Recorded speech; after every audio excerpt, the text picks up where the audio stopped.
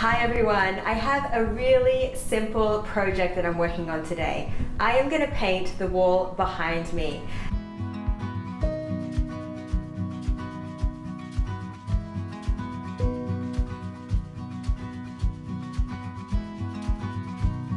But before I decide on a particular color, I like to go and buy a bunch of swatches and put them up so that I can see how each color looks in the room and especially on the wall that it's going to go on. And this is really important because at different times of day, you have different amounts of light coming through and the color on the wall will respond in different ways. So for instance, this light color blue-gray here is sort of popped out to be my favorite. So I think I am going to try this color, and the good thing about picking a lighter color is that you can always paint over it in a darker color and it's much less work than if you did the reverse.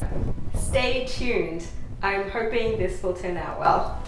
Okay, today is the big day. I am painting my beautiful gold mustard colored wall a different color. Now I've decided on this lovely pale bluey gray color. It's called Debonair by HGTV Home Sherman Williams. And here is, oh my god, the lovely bucket right here. So the guy at the hardware store told me that I will need to do 2 coats of paint on this wall because the color is so bright and saturated, and that is no problem at all. And I am not a painter by any means, I mean on a professional level, but I have painted a few walls before, so I don't think this one is going to be much of a problem. A few supplies you might need: drop cloths. I recommend old bed sheets, or anything with stains on it makes a really good drop cloth. And even though you do your best to stay within the lines, like coloring in a coloring book, accidents happen and you will get paint on places that you least expect it. So I highly recommend a drop cloth like this. Some other supplies you might need, well, you will need actually, is some painter's tape, because one of the first things you want to do is tape up the edges. And this just makes it easier for yourself when you're going into the corners or when you're going into the edges of the wall. You can just paint right over the tape, and if you get the blue one like this, it actually peels off really easily.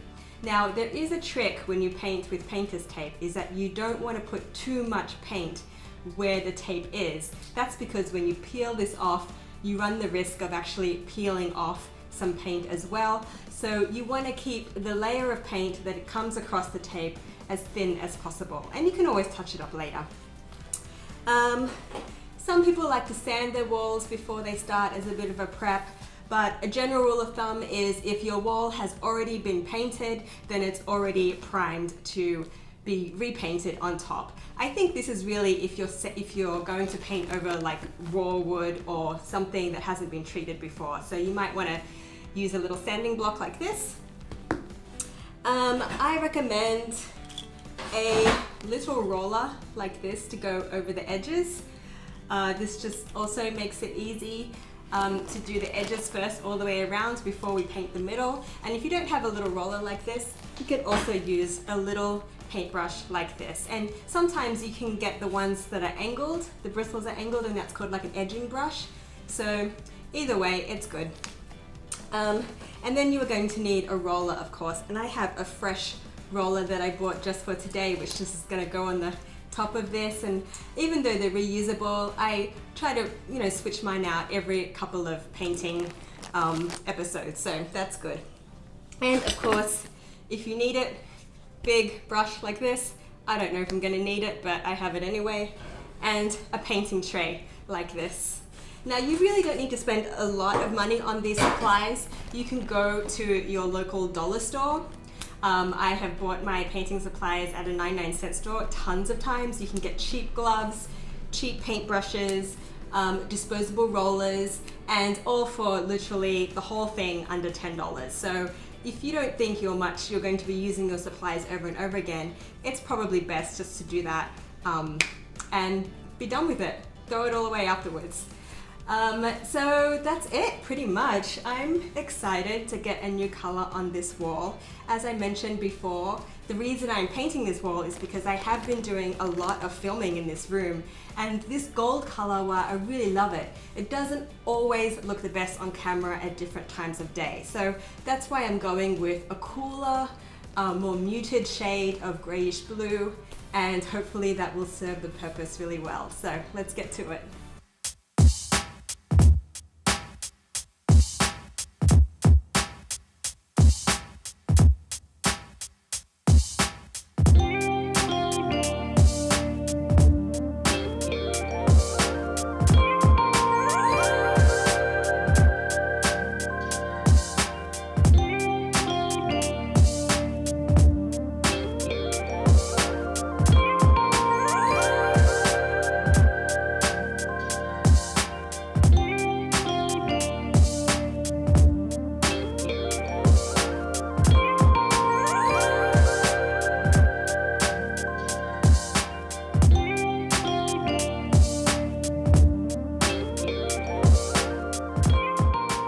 So here you can see I've started taping up the edge of the wall. And what I like to do is I like to leave this like a little shelf at the bottom here. So when I'm painting up top, any paint that comes down, that drops down, might catch on the tape instead of falling directly on the drop cloth, or actually the floor if the drop cloth isn't covered properly. So just a little bit of extra protection to sort of leave this kind of like a little, I don't know what you'd call it, protective shelf here.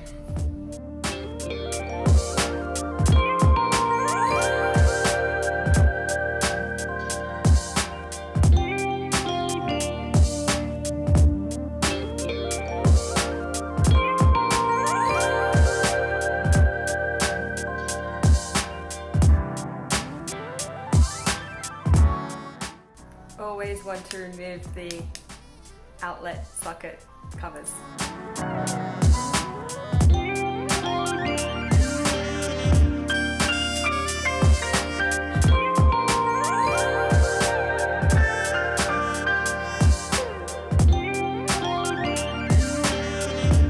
Okay, wall is taped up, and I did break a sweat doing that, but it is really important because it will save you a lot of time afterwards trying to fix any bleeds that happen as you're painting. And while I was up there, I did notice that there are a couple of paint bubbles from last time I painted, so I'm just going to go over them with my sander to make sure all the scratches and the flaky bits of paint are nice and smooth.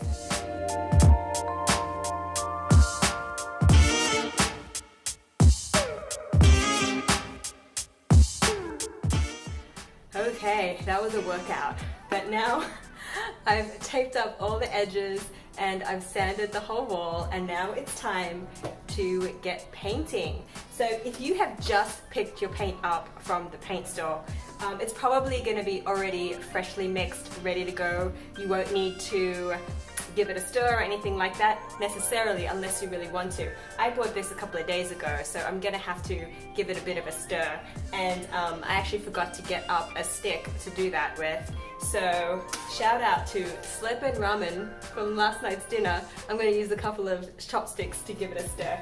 So, okay, let's get this open. And here it is. I think it's going to look great. Okay, chopsticks have never been more useful. And like I said, this is just a couple of days old, so it doesn't need a big stir. It just sort of needs a little bit to get the sediments off the bottom. I think that about does it.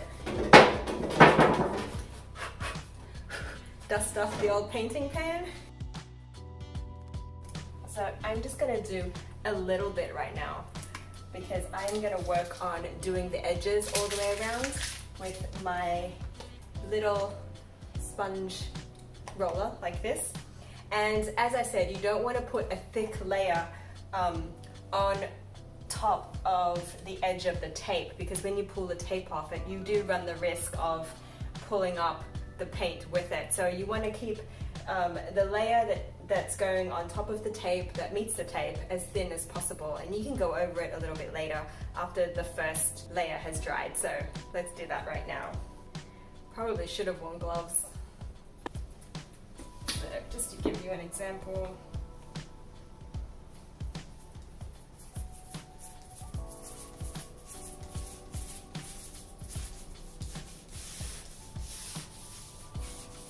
I'm going to keep it nice and light down here.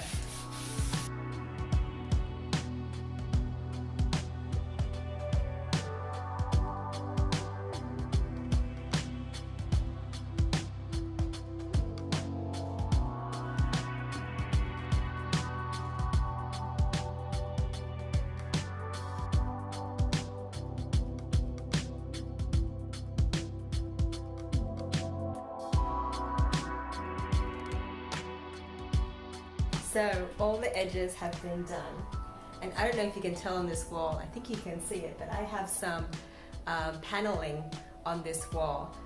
So I am going to use a paintbrush now and go down into the grooves with the paint. So then all I have to do afterwards is just do a quick roll with the big roller.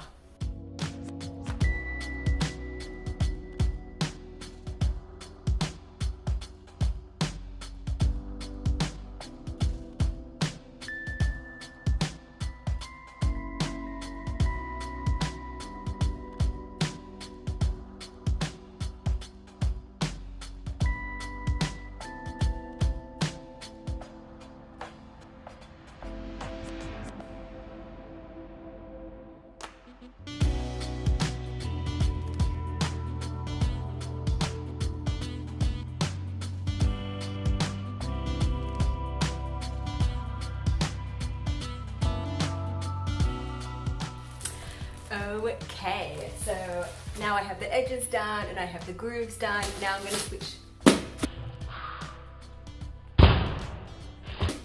switch to my big roller and we are just going to fill in the spaces, really, for the first coat.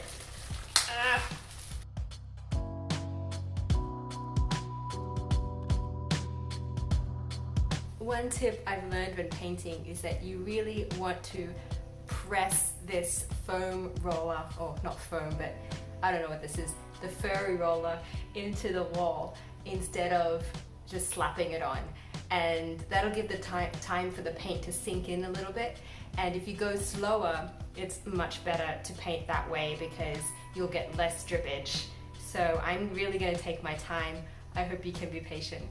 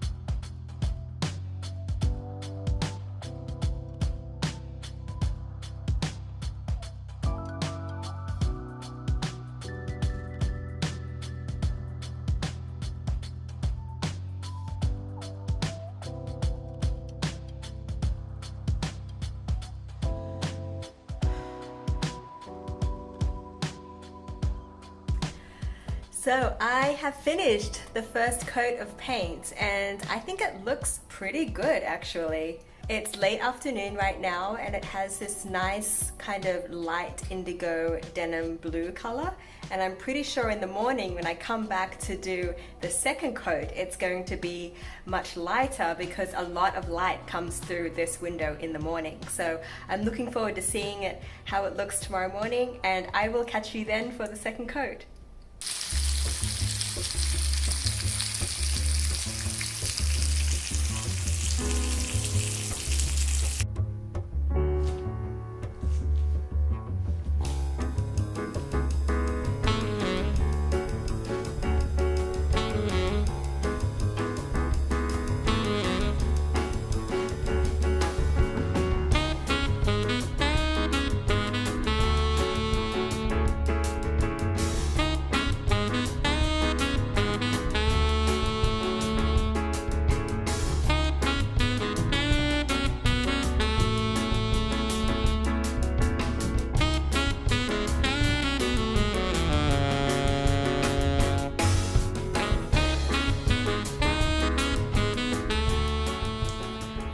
Okay, it's been a couple of hours and I think I'm ready to peel off the painting tape to see how it's going to look. And I'm a little bit worried because I might have put a little bit too much paint as I was painting, and I hope that it doesn't take off too much, but here goes.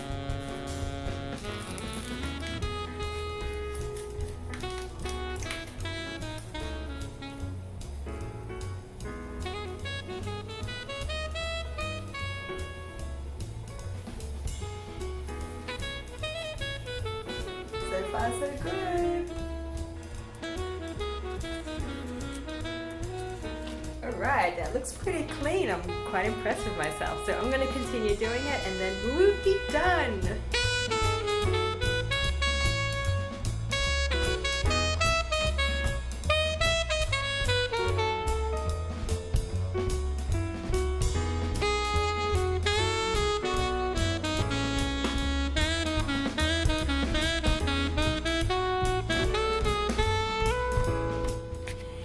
So here you can see there's still a little bit of yellow paint that I didn't get. So I am just gonna go over this with a little paintbrush to cover this up.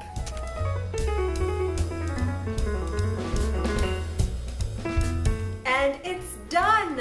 Thank you so much for joining me on this project. I hope it has inspired you to maybe change things up in your home. And please leave comments below and subscribe to my channel for more videos. Thanks!